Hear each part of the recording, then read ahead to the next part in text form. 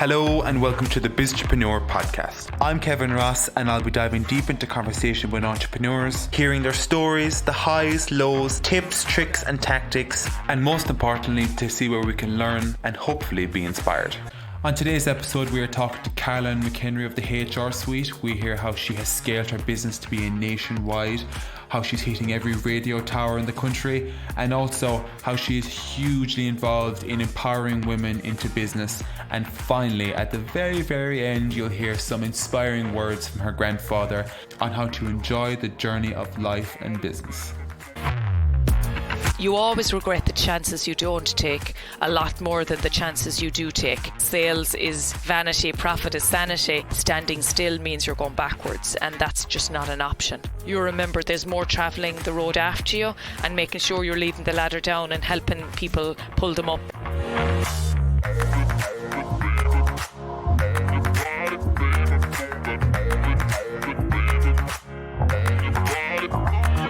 Caroline McEnery of the HR Suite, you are very welcome to the Biztrepreneur podcast. I am honoured, Kevin. Absolutely delighted to be talking to you this morning. A local woman, of course, so it's great to have local entrepreneurship here in Kerry. Absolutely. Very proud Ballyheigue person. So I'm always trying to promote the county and the parish. So it's always really positive. Fabulous. And look, I suppose before we get started and before we start talking about your business, just give everyone a quick intro as to who you are and what you do. Super. So my name is Caroline McEnery. I currently run a business called the HR Suite and have been doing that for the last 12 years now. I must say I really love what I do. It's all about people. My job is, everything to do with HR. And I've written 2 books as well. One is The Art of Asking the Right Questions. So I'm going to be answering them today, Kevin. And the second one is all about, it's a children's book called Celebrating Youth. So it's all about celebrating diversity in children. I love it. And look, and for the person, I suppose, the people that will be listening to this podcast would be thinking, I'd love to get into business. I'd love to start something, like when they haven't heard the word HR, explain, kind of like really dumbing it down to say, what do you actually do for people? Okay, so I suppose any business that has people, we help. So the same as you would outsource your finance or your accounts or your bookkeeping, we look after the people side of your business. So for example, if you're taking on a new employee, you mightn't be sure what exactly you need. We'd help you with the job spec. We'd help you get the contracts and handbook in place, policies. If you need to do training with your team, we'd help you plan training. We deliver training. Then I suppose if things go pear-shaped, we're here to help as well. So we do everything from dealing with investigations, dealing with, conflict within teams, helping with culture, helping with morale, helping kind of put in place corporate goals, aligning your HR strategy to your business strategy. Because most businesses, Kevin, as you know, it's all about people. So no matter what great idea you have, if you haven't got the people aligned to that great idea and working with you, you're going nowhere fast. Yeah, so like it really is, instead of hiring a HR person full-time on site, you can literally outsource for the jobs you need if there's a dispute or whatever it might be. So you wouldn't have to have a person and pay them a full salary in your own business. You're spot on. And then we work for like large multinationals who would have very sophisticated HR departments. And for them, we do specialist training, we do investigations. So we very much complement what they do. So they'd be the 2 types of clients we'd have: the small to medium-sized company that doesn't have a HR person, and then the very large companies that need specialist expertise. Wow, it's another whole industry and there's so many different layers to it. Like, as in, you're saying you're even training people that are in HR, wow. Yeah. It's so interesting. I suppose we're very lucky. It's really diverse, and because we get to work with lots of different companies, we can bring the learnings we have across the board, because people are people, no matter whether you're in the large multinational or whether you're in the small business that's growing to 2 or 3 people. It's about having good foundations, and we can't know everything about everything. So I go to a finance person or a tax person if I need specific advice. Same applies to HR. So bring us right back to the very beginning. Where did it all begin? So I suppose, as you said, I'm from Ballyhaig, very proud of it. And I suppose I started my career, if you'd want to call it that, in the White Sands Hotel in Ballyhaig, working, washing glasses, making toasted sandwiches and all that good stuff. Oh, okay. And I suppose for me, that gave me a real love of people and working with people, and helped me decide that whatever job I'd end up doing, I wanted to work with people. And that was kind of probably sowing the seeds. And when I did my leaving cert, I suppose I still wasn't really sure what I wanted to do, and I was going to be a primary teacher. That's what I kind of got the points, and I was like, all excited. And then I was thinking, I don't know about primary teaching, so then I thought, okay, I'll do secondary teaching. So to cut a long story short, I really wasn't sure what I wanted to do. But during the summer, I basically got a job in Kerry Group, and it happened to be in the HR department. And basically it was like responding to CVs for candidates who'd applied and, doing basic admin. But that summer turned into be the defining kind of thing to help me decide, oh my God, I love this. This is like working with people. It's varied, it's interesting. And then I decided, instead of doing any form of teaching, I was going to go back to UL and to do business studies. And that summer I had planned to leave Kerry, go back to college full time. And I was lucky enough that Dennis Cregan, one of the senior managers in there at the time, basically said, what about going to college by night and staying working here by day? So that's basically what I did. And I went to college by night in UL every Tuesday and Thursday, and worked from a start with a cert all the way through to my master's, and was really lucky to have the opportunity to work in such an amazing company, to get such amazing experience, and still go to college by night, because college isn't the be all and end all.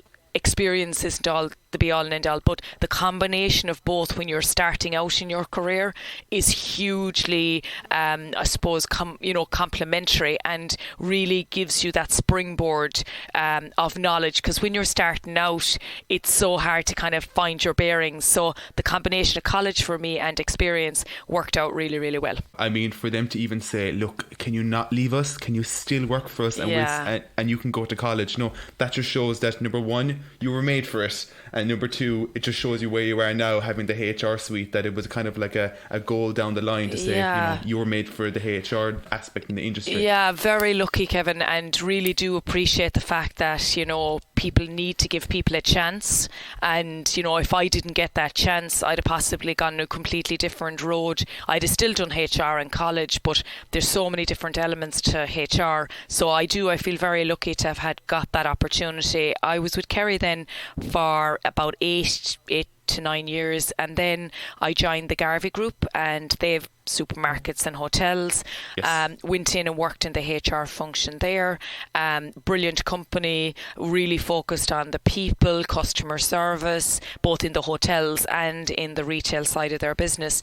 And then I suppose I was on a trip to the Silicon Valley with Jimmy Deenahan, people from the IT in Tralee, people from the Technology Park. I was involved in the Chamber of Commerce at the time, and basically the mission was to bring back industry to Tralee, to the Technology Park.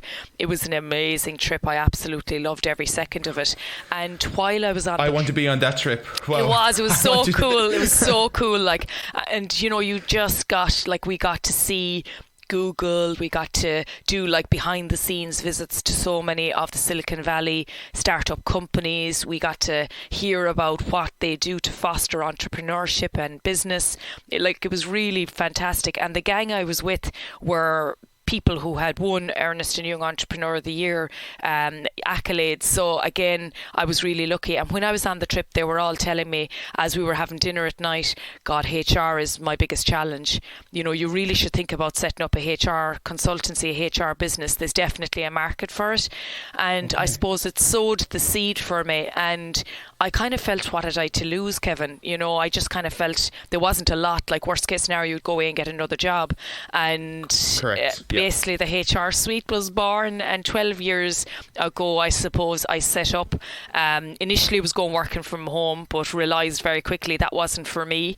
And then, we now have an office in Tralee, we have an office in Dublin, and we've remote workers throughout the country. Before ever COVID made us have remote workers. So for me, I suppose it's all about the team. I have an amazing team of people and great clients, and thanks be to God, 12 years on, we're going from strength to strength as a result. There aren't many people in Kerry that can say their business idea sprouted out of Silicon Valley. You know, say like, it's going to start from here all the way back to Tralee in Dublin. Yeah. And like from there, then that seed was planted. Had you much thinking about it, or was it kind of thing, no, I'm just going to jump into this, I want to do this? Like, was there a fork in the road where you say, do I go this direction, do I go this direction? I felt, Kevin, that, I mean, you always regret the chances you don't take a lot more than the chances you do take.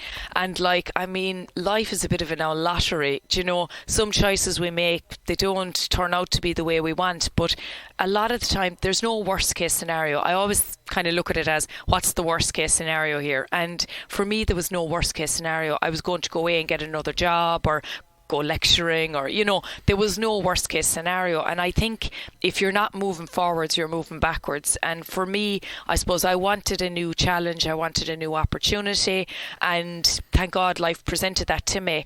And I suppose I was very focused then at kind of learning the business side of it, because I had worked in great companies like Kerry and Garvey's, who were instilling the knowledge around how to run a business in me, as well as the HR. So like, I was very focused at, like, I got a bookkeeper very early on, and, you know, I knew what I wasn't going to be good at as well, and kind of surrounded myself with people who would be really strong in areas to complement the fact that I'd be good at HR, but I wasn't going to be good at finance. And as soon as I could afford it, I employed an office manager and a project manager, and, you know, I employed a sales and marketing manager, and, you know, to expand the team in areas that I wasn't strong on.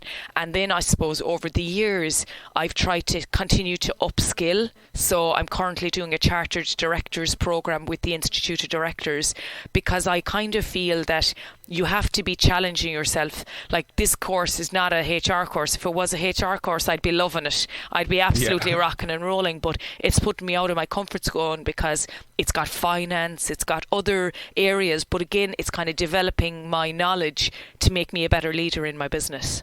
And, you know, and for anyone listening that is starting up and saying, but I can't start up a business because I don't know how to keep a set of accounts on Excel, like, that's okay. You know, everything comes, you know, there's a lot of YouTube tutorials when you're starting up. There's a lot on TikTok. There's a lot of information online to get you going. And when your business starts going, then you, as Caroline has just said it there, you delegate it out. You get people in to do that for you. And that leaves you strive on your own strengths and your own abilities to actually make the business run then. Well said, Kevin. And I suppose, like, one of the things that I did very early on was went to the local enterprise office, and they've got like start your own business courses. We run them now for LEOs around the country and different other bodies. But I think we don't know what we don't know. And like, when you're going into something, you absolutely are going to learn. As you say, there's loads of knowledge. Like, I mean, our phone now is such a knowledge base, because you can download an Audible book, be out for your walk and be learning as you go. But I think as well, there's nothing like being with your peers. And do you know the way when you're in a class of a start your own business gang and everyone's starting out, you feel like, okay, we're all in this together.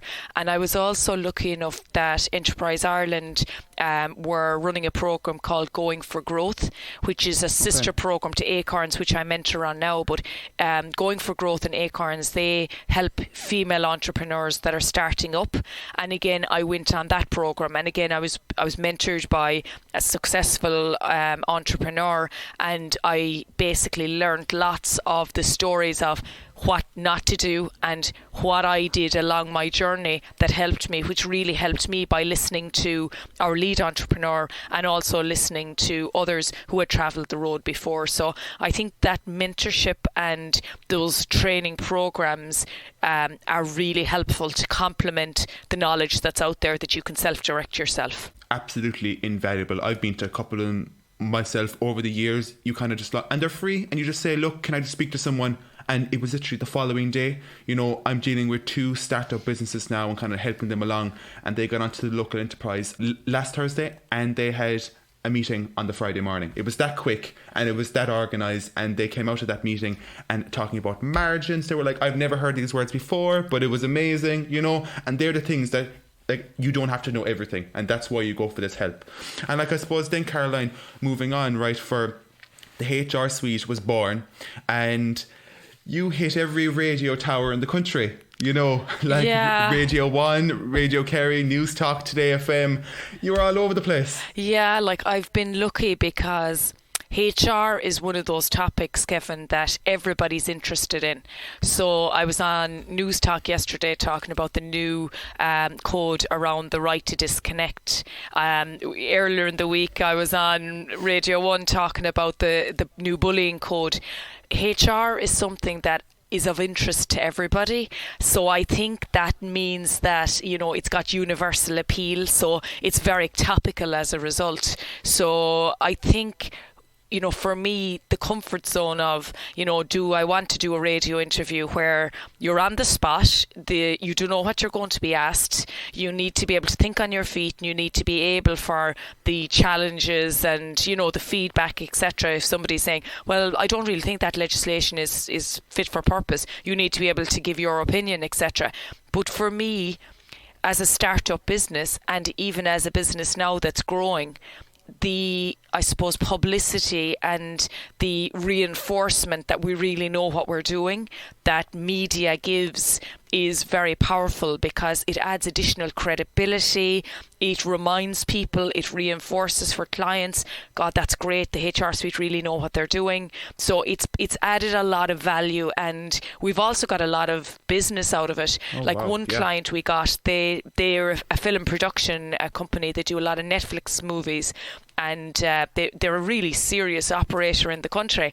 And she heard me on one of the radio stations and rang up and said, listen, we're looking for someone just like you to help with our HR. So that's one example. So it has been really beneficial for us, as well as good for general PR. Well, yeah, and you know, it's good for your own person to promote yourself, and when you promote yourself, you're promoting the business. Absolutely, absolutely. I suppose over the years I've seen articles in the paper, and then I've seen your LinkedIn. Follow her on LinkedIn. It's really good content. And then I did see one post and I was like, wow, I'm actually jealous of that now. Adair Manor. You were down there for a day and it looked absolutely amazing. Amazing. Yeah, that was a really cool event, Kevin.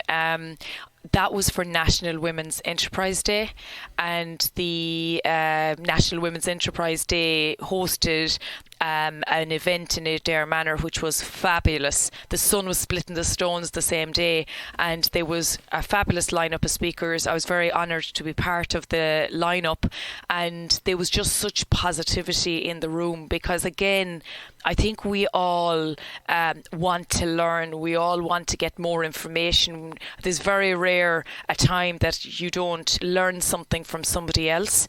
And I think that, you know, even from the people who were in attendance, you know, chatting to them, you just learn so much from people.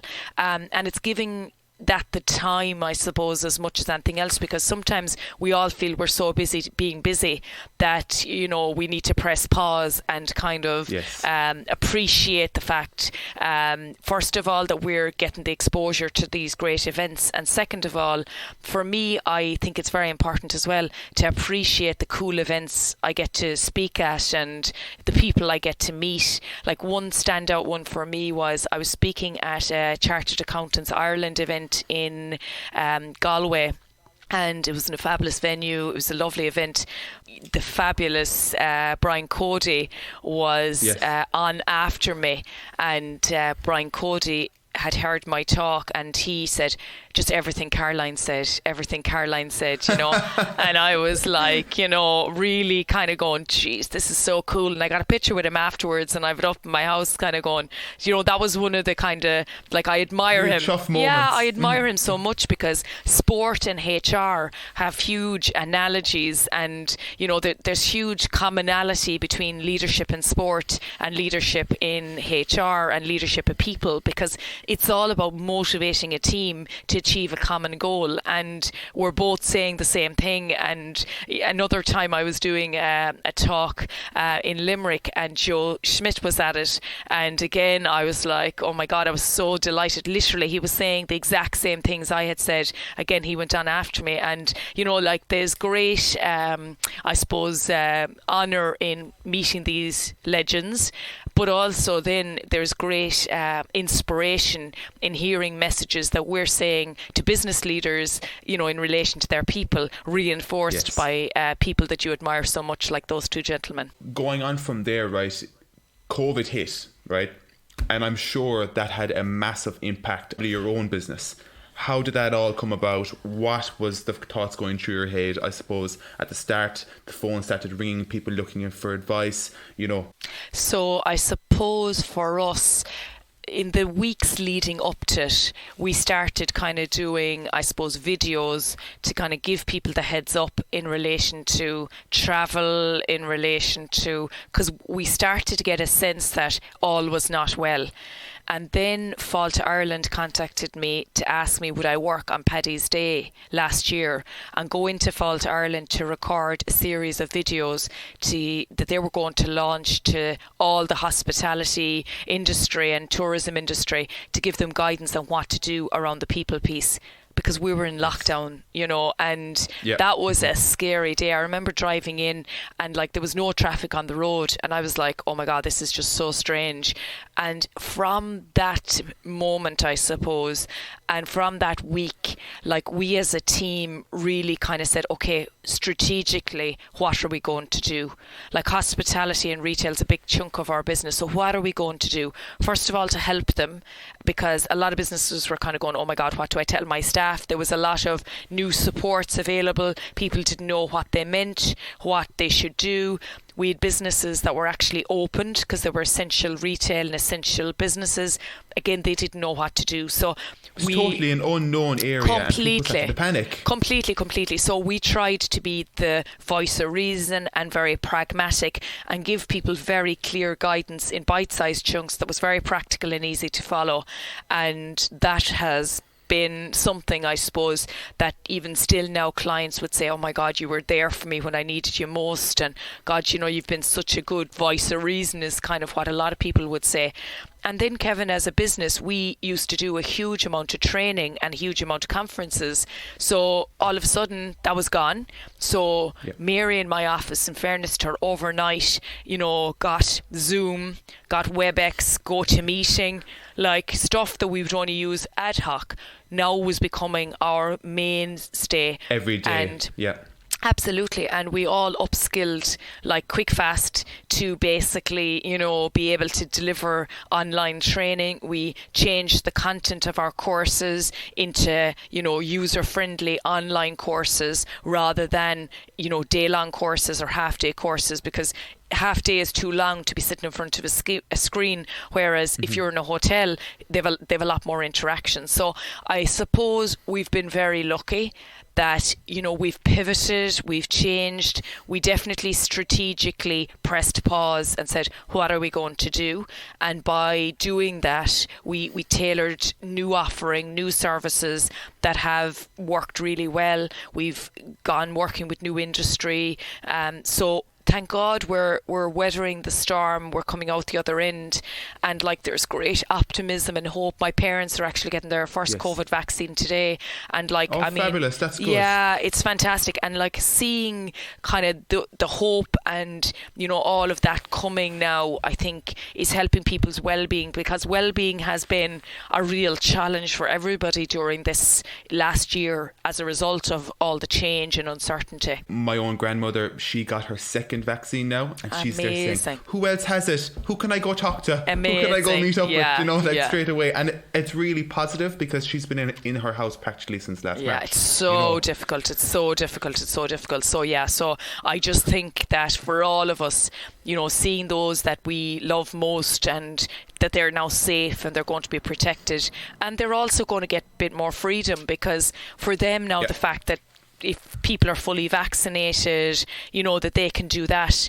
like that's absolutely fantastic, you know. So excited about that, and excited to see that that's coming, and you know it's going to be here before we know it, that positivity. And a big part of COVID, which is probably has a big service of your business as well, I suppose, is talking about the whole workplace, but also talking about mental health, you know. Absolutely. I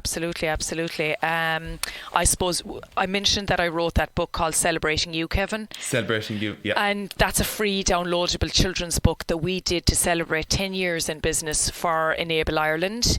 And I suppose that kind of initiative was very much kind of trying to start focusing on the importance of starting the conversations around emotional intelligence, managing your mental health with children very early on, so that by the time they get to the work environment, we've a lot less challenges, because it's something that we need to talk about a lot more, and it needs to be okay to not be okay and look for help, which is the tagline for PA to House and for an awful lot more of the mental health charities. And I suppose for me, we try our best to promote it any opportunity we get, and we try and encourage managers to check in with their team to make sure that they're doing okay. And like that's never been harder, because even if work is going okay, your personal life may not be going okay. So like it's, you know, it's been just so tough for people to try and keep all the balls in the air.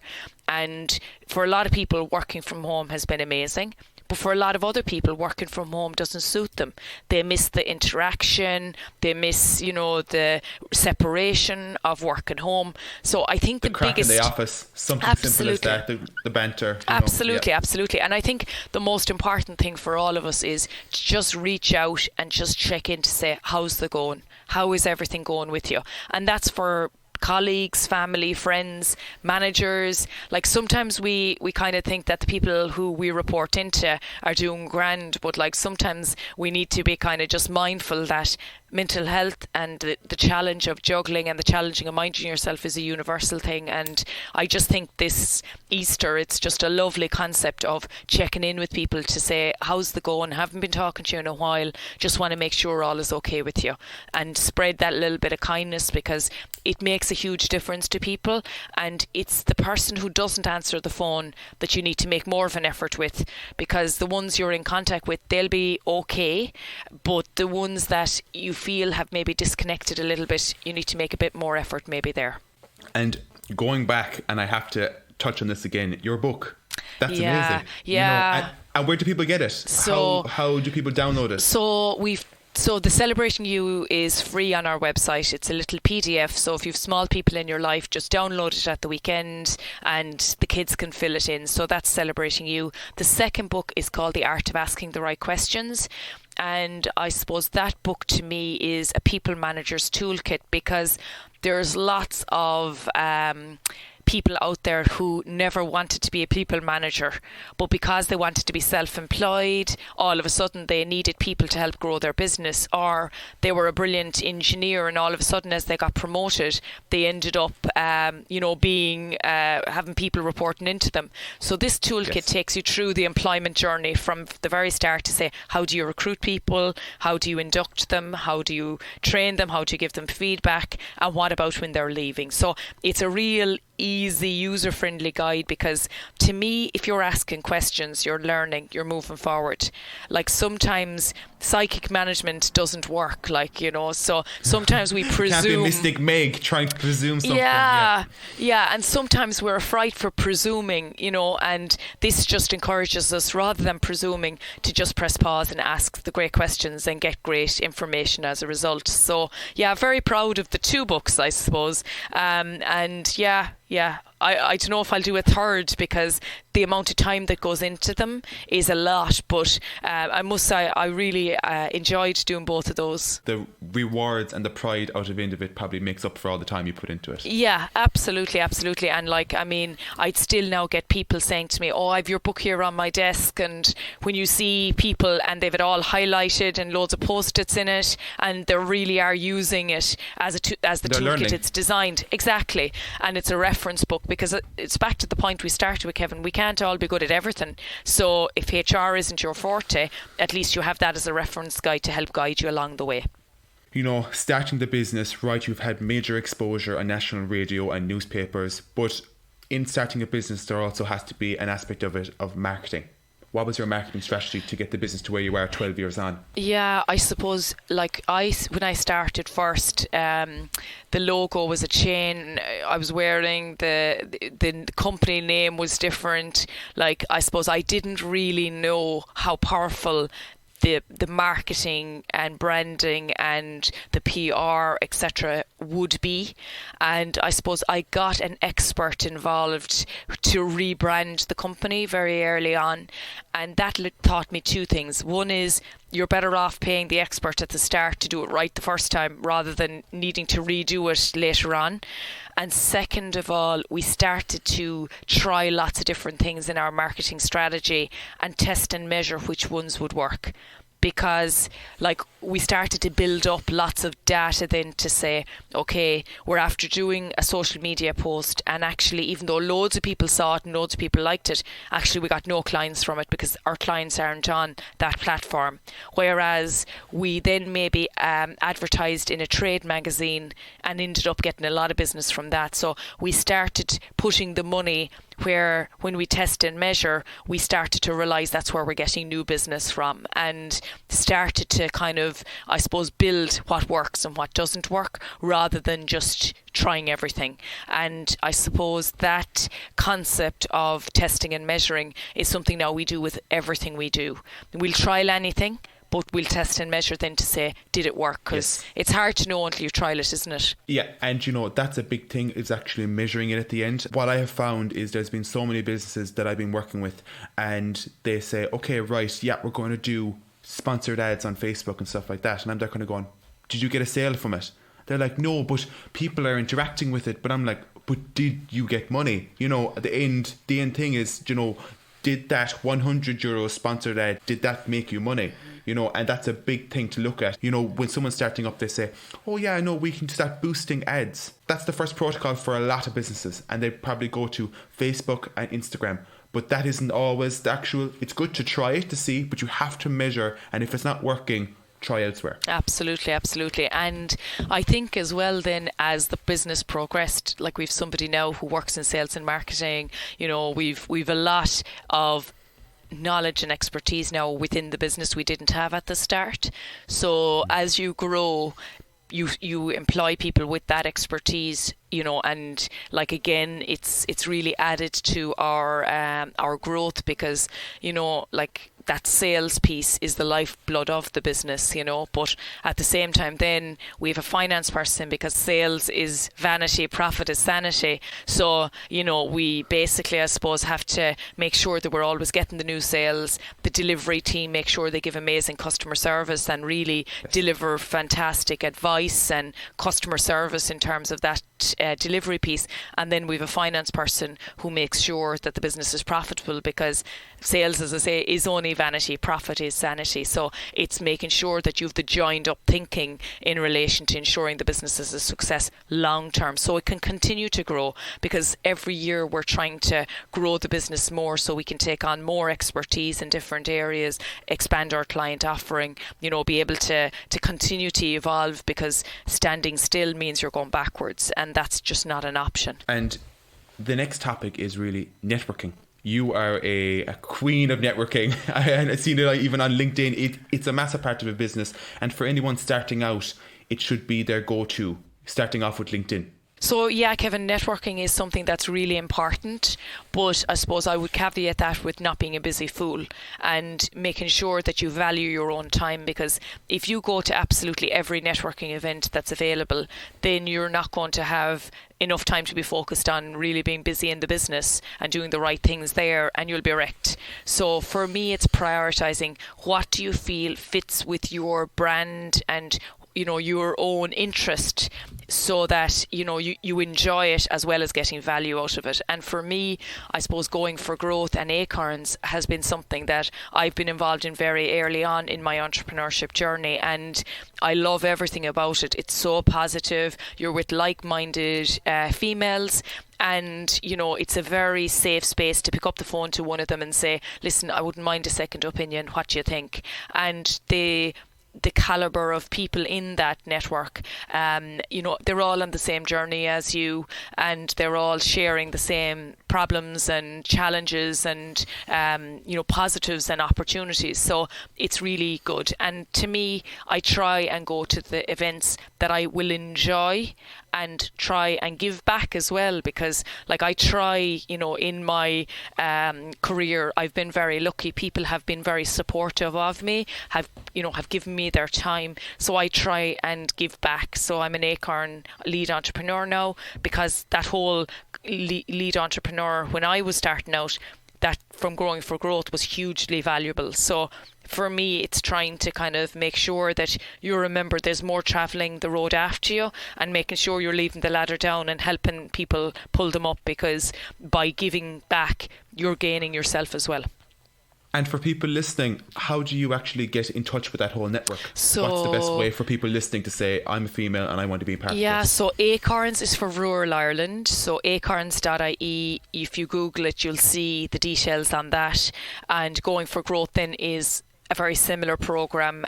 So either of the two of those are very worthy of looking at. I suppose for me as well, the local enterprise office have networking events, again, which I would be a big advocate of, and attend as many of those as I can, for the reason of that positivity and that knowledge, etc. as well.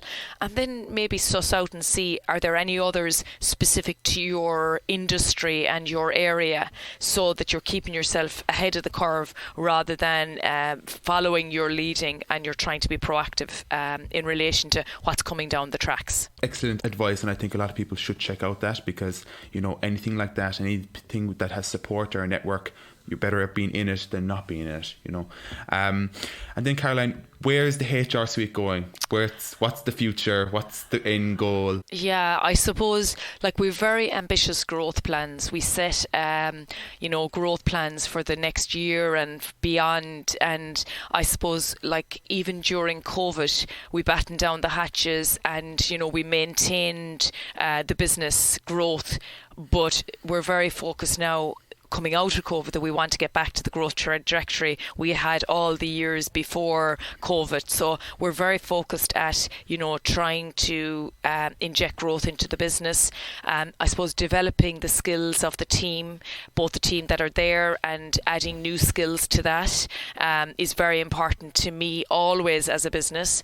And I suppose for me then, it's all about continuing to learn, so that I'm developing both myself and the team, again, so that we're staying ahead of the curve. And that's really important, that we're leading the way, and clients see us as the go-to knowledge bank for best practice, and that ethos, I suppose, and culture of positivity within the team is hugely important to me, because I want a place that people want to come to work. I want people to enjoy where they're at. It'll be a busy work environment, but I want it to be a really positive one. So they're kind of priorities for the future for me as a business owner, and I'm looking forward to enjoying the journey. I'm looking forward to, it's exciting, absolutely, because the day I don't enjoy it, the day it's not what I want to be doing anymore. So I really enjoy working with the clients. I really enjoy working with my team. I really enjoy the challenge. I enjoy the buzz. I love the opportunity to talk to you, Kevin, and must say I really admire all the great stuff you've been doing, and even just this initiative around the podcast. I love seeing people, being innovative and supporting people wherever I can. So yeah, it's exciting times. And I suppose for someone starting off in business, what advice would you give them? Someone sitting on that idea, they're thinking, oh God, I don't know, should I not? I would say do your homework. do your homework in advance, and that concept of if you don't prepare to fail. And so I would do my homework. I do your market research. I'd look and see how you're going to manage your pricing. What's your customer target going to be? Do they value what you're looking to do? Are they going to pay for it? How are you going to differentiate yourself? What's your unique selling point going to be? And if you're doing it, really do it, and make sure that your own personal brand of professionalism needs to follow through, because even if, like in America, you fail so many times and they think you're fantastic, in Ireland we're very tough on ourselves. We think everything's going to be a success first time around, whereas I think we should be constantly saying, right, how are we going to tweak it, how are we going to make it better? But I think putting in the groundwork is really important. But then eventually you just have to say, okay, I've done the groundwork, now I'm going to take a chance. And put it in context with, okay, what's the worst case scenario, in terms of that. So give yourself the best chance of success if you're doing it by doing the homework in advance, but then take a chance. And I think people really want, we're a great country and a great county about trying to support people who are trying and, doing their absolute best. And I think the more we do of that, for both, new people setting up and people who are established, about supporting local and supporting our own, I think that's the ethos of trying to, we're all at the minute now, there's no retail shops opened, but we're still trying to buy Irish, so we're supporting Irish as much as we can and stuff like that. So I think you have me pumped to go again. You're like, let's go on. Yeah. Because with any business, right, if you ask any business owner, it is a risk no matter what, but you just have to be able to take that step with also having your homework done before you do it. Totally. And I think as well, you got to be enjoying it. There's lots of days that you're kind of pulling your hair out and kind of going, okay, remind me again, why did I do this? But you've got to be enjoying the journey. You've got to be doing something you love. You've got to be doing something you're passionate about.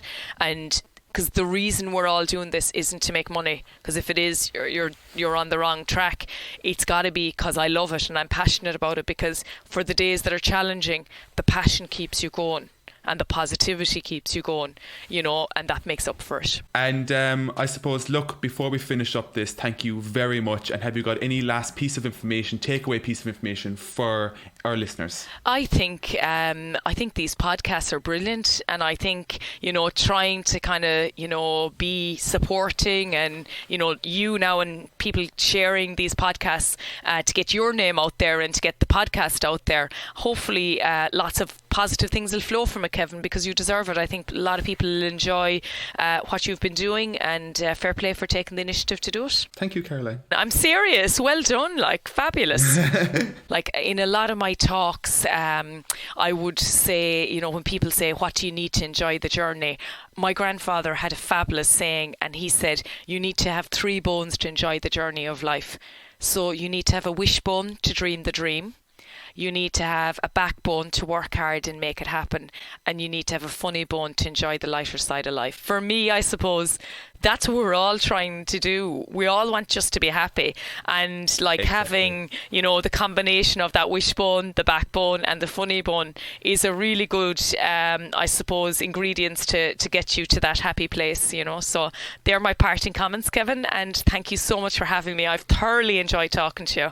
And best of luck with the podcast. Thank you for tuning into the 5th episode of the Biztrepreneur Podcast. What a woman, Caroline McEnery, you are going places. I appreciate you all tuning in once again this week. Set your alarms on your phone for next Thursday, the 15th of April. We will have Aidan O'Carroll of Avalanche Designs. I also want to hear from you. If you have any suggestions as to who you'd like to hear, let me know. Plus, we're on Instagram. Check it out, Biztrepreneur Podcast. Give us a follow. And also, I'd really appreciate if you like, subscribe, rate, review, screenshot, put it on your story, whatever it is, all that good stuff. And I hope to see you back here next Thursday for episode 6. Thank you and goodbye.